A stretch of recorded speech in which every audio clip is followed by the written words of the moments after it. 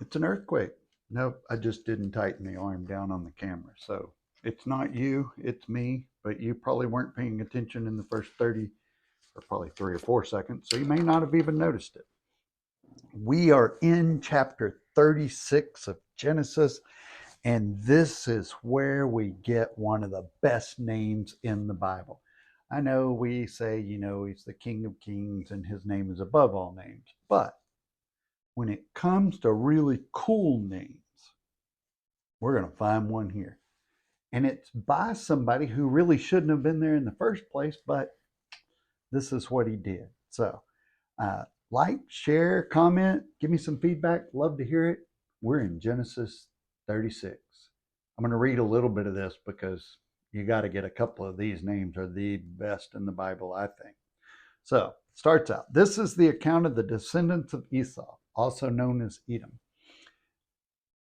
And I'm reading in the New Living Translation, mostly because the names are not quite as good in the original Hebrew. I like the way we've translated them, so we're gonna go that way. So Esau married two young women from Canaan. Adah, the daughter of Elon the Hittite, not Elon Musk, but that's probably where his name came from, and Oholibamah, the daughter of Anah and the granddaughter of Zibeon the Hivite. Oholibamah is probably one of the better names, and like Nebuchadnezzar, it's just a fun name to say. Oholibamah. He also married his cousin Basemath, who was the daughter of Ishmael and the sister of Neobath. Adah gave birth to a son named Eliphaz for Esau. Basemath gave birth to a son named Reuel. Oholibamah gave birth to sons named Jeush, Jalam, and Korah. All these sons were born to Esau in the land of Canaan. Esau took his wives, his children, and his entire household, along with his livestock and cattle, all the wealth he had acquired in the land of Canaan, and moved away from his brother Jacob. There wasn't enough land to support them both because all the livestock and possessions they had acquired. So remember in the last one they met up, he was scared of Esau and he was like, no, everything's good. Let's go our separate ways. So that's where we're at now. They're going their separate ways. So uh, then it goes into this is the account of Esau's descendants from the Edomites who lived in the hill country of Seir. I won't go through all of those names because most of them aren't really as good as Oholibamah, but uh, some of them are pretty good. But Esau also had sons through Oholibamah, the daughter of Anai and granddaughter of Zibeon. Their names were Jeush, Jalam, and Korah. These are the descendants of Esau who became the leaders of various clans. So as we kind of go through some of these names, we'll see names like Korah and Nahath and names that will come up later. They'll be really relevant. But what God's trying to show us here is this is where those names connect. So let's see, the descendants, then we'll skip on down. These are the kings who ruled in the land of Edom before any king ruled over the Israelites. Bela, son of Beor, who ruled in Edom from his city of Danakahah. Then Bela died. Jobab, I like that. I'm pretty sure I grew up with Jobab, son of Zerah from Basra, became king in his place. So this is telling us all the different kings and kind of where they were, and then we'll drop on down. These are the names of the leaders of the clans descended from Esau who lived in the place named for them: Tanah, Alva, Jehath, Oholibamah, Elah, Pinan, Kenaz, Timah, Mizbar, Magdal, and Aram. These are the leaders of the clans of Edom listed according to their settlements in the land that they occupied. They all descended from Esau, the ancestor of the Edomites.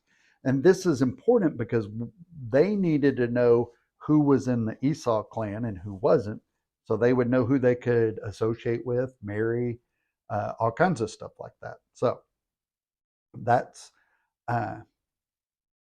chapter 26. So let's kind of break that down, or 36. Let's break that down a little bit. So the history of the patriarchs ends, and the history of the 12 tribes really begin.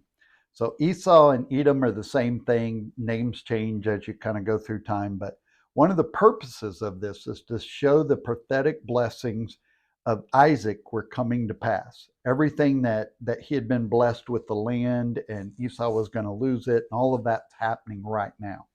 So Esau and Edom are associated with rebellion. In Deuteronomy 23, Moses says, "Do not abhor an Edomite because they're kinsmen of Israel." So it's still family, even though we're not supposed to intermarry and do a lot of the other things. We're not supposed to hate them either.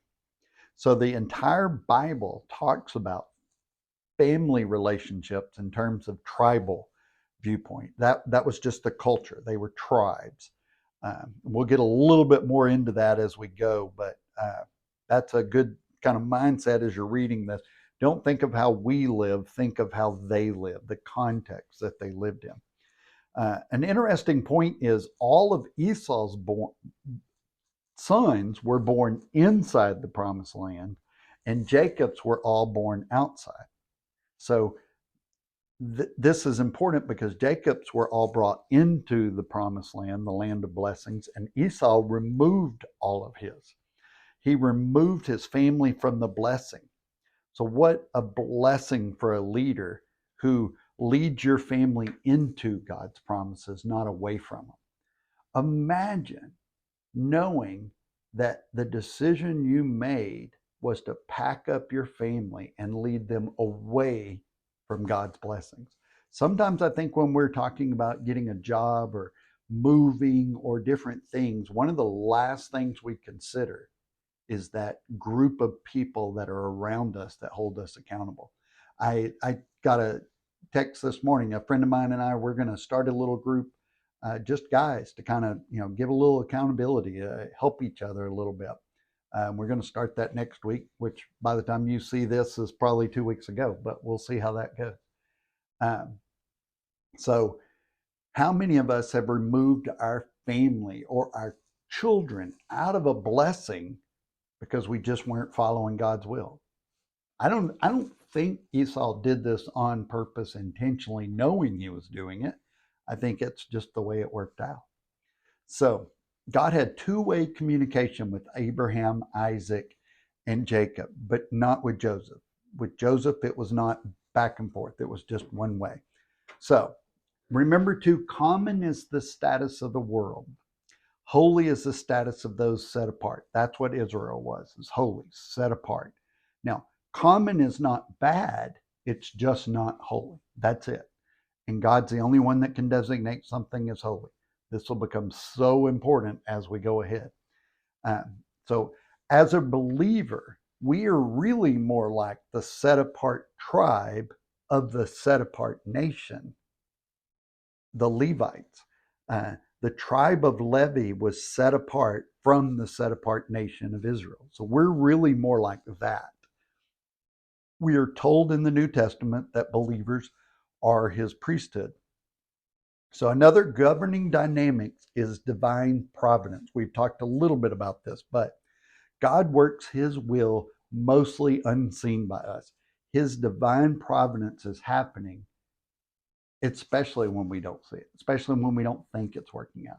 But all of us can look back and think of a time when God's providence was clearly at hand because what was supposed to happen, or maybe what should have happened, didn't. And his providence protected you. I know for sure I am a product of God's divine providence because I worked pretty hard the first 30 years to make sure I was not following God. And he still worked out his plan.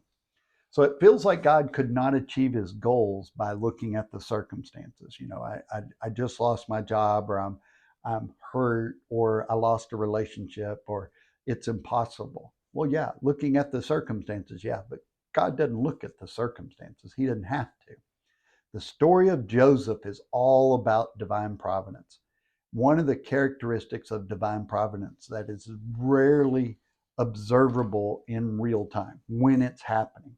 But when we look back at Joseph and what's coming and how his life is about to just unfold, we get to see it as clearly divine providence. I'm not sure how he saw it, but I would think he saw it as very depressing, and God had abandoned him, much like we think sometimes when things don't go our way. But that's chapter 36. We'll read chapter 37 next time. Read ahead. It'll help you so much to understand. God bless. Love God, love people, and change the world.